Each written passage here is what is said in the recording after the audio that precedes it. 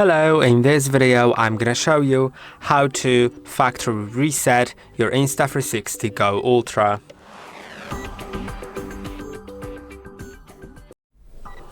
Okay, so to factory reset it, slide down from the top of your screen, then click on settings right here.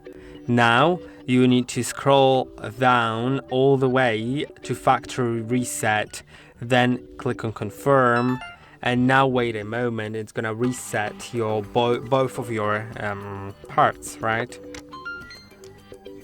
So now it's basically done.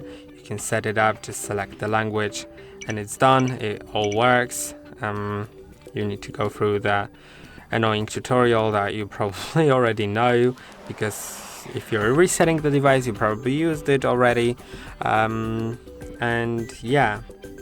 This is how it works. I hope that this video was helpful. Don't forget to like and subscribe, and I'll see you in the next one.